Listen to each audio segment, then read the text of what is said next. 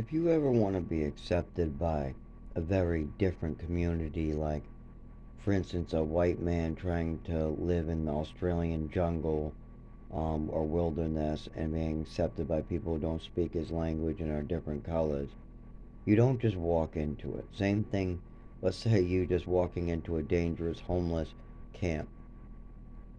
Any of those situations, you don't just walk in and start being like, "Hi, how you doing? I'm so and so," and oh no, you have to follow my rules, or I don't know your rules, or I don't know what to do, or you'll get killed, somebody will get hurt. I mean, when the British try to do it and the other countries try to do it, it doesn't end well when you try to enforce your own rules and laws on somebody else that doesn't know you. Or if you try to go into their community and you try to follow their rules and laws and you don't speak their language or know them. So I'll tell you how you get around that or how you do that in the right way. First, you find a place where you have permission to be outside of their community. Like, let's say if you're in a jungle and you don't speak their language, or in Australia, and like, we'll say South America or Australia, or even in some very, very different place, you try to get a place where it's out of the way, you're not in their society. Maybe you're just near a river or near a food source and fresh water, and you make your own little hut, you make your own fires and all that. And you do nothing. You do nothing to harm them. You stay away from their food source. If they want something of yours, you let them take it. Because after a while, they'll come to you. Now, karma and the way things are, if they harm you, you gotta take it. You're on their land or whatever.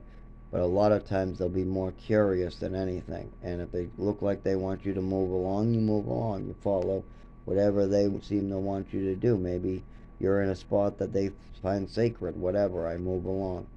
But after a while, they'll seek you out. They usually will. People are good at heart.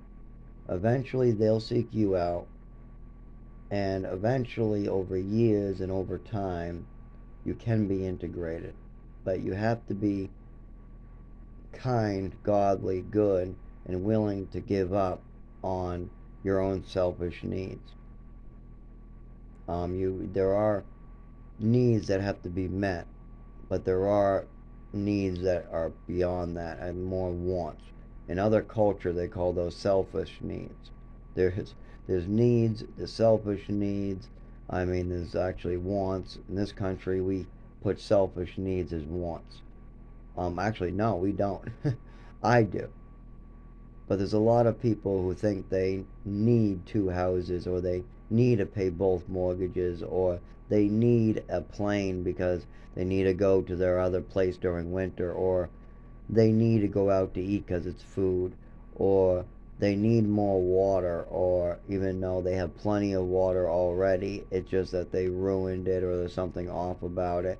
There's so many different people that do things, or we need more Gatorade or juice when they already have water. They'll put some type of need that's actually, while other people literally die of thirst, die of starvation, they're literally needing rice. Like, they just need rice, or they just need water because they live in a dry climate.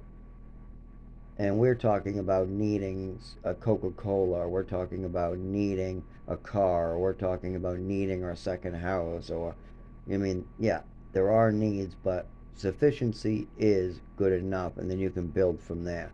And as you help others, you work up your wealth.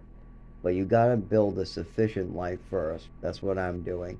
Once when you have a sufficient amount of savings, your bills are paid, and there's money left over, then you can give back as well as you make your money. You got to keep something. There's there's a good verse in the Bible that talks about that. You know, I forget what percentage it was, but he gave an example of give like 9/10 or maybe it was one tenth of your money away. I'm pretty sure it was 9/10, and keep one for yourself. But in society, that most likely won't work with the way it's built. So right now, if you just give 2/8, I'm sorry, 2/10, that's more than enough. Use 6/10 for yourself, save 2/10 in case something happens, and then 2/10 you use to move along society in the right direction, helping others. Sometimes you can help others for free. You can sweep your building, you can pick up trash, you can help people out at your work for free. You can do good for free. You don't need to have money to be a good person. Everybody has situations around them, opportunities around them to do good, and all you have to do is just do it. If it's easy, do it easy. If it's hard, do it hard, but just get it done.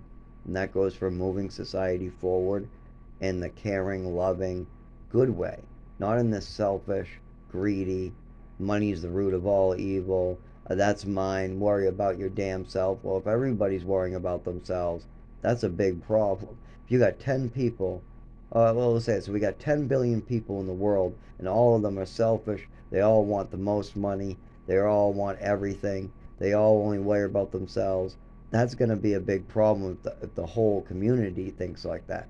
Now, if you got one person who's selfish and wants everything and all wants all the money and he's willing to just take it and put it in a corner and avoid helping other people, yeah, that's going to work out for him. It's going to. And other people might, if he's stealing from other people, if he's taking advantage, ha ha, you made a bad deal. Now I'm the head corporate manager and I'm going to raise my salary and now I'm going to get rid of you two because you guys know too much. I'm moving more in and they keep on making these deals. Yeah, they might make it out for money, but their soul will be traded. Just because you have lots of money, you have a yacht and 3 houses, does not mean you're a good person. And if you're only thinking about your own selfish needs, and you already have what you need, you already have sufficiency, well, that's a big problem if everybody does that. Yeah, that's going to work for a couple people. But we as a society need to work together. Disease, it doesn't matter if you're rich or poor. There's many things that don't. As well as God doesn't care if you're rich or poor or what you have. God doesn't care if you're Jesus, homeless on the street, or if you're the rich guy who just became president. You're going to get judged the same. Everybody gets judged the same. And your money cannot buy God's will. It can't. You can help give things away, you can buy happiness for other people, but there's a lot more of doing good with yourself and not wanting recognition for it, not taking it off for your taxes, not getting anything in return but God's good graces. And that's what I'm doing. I hope other people can do it too, and I hope people learn from my life story.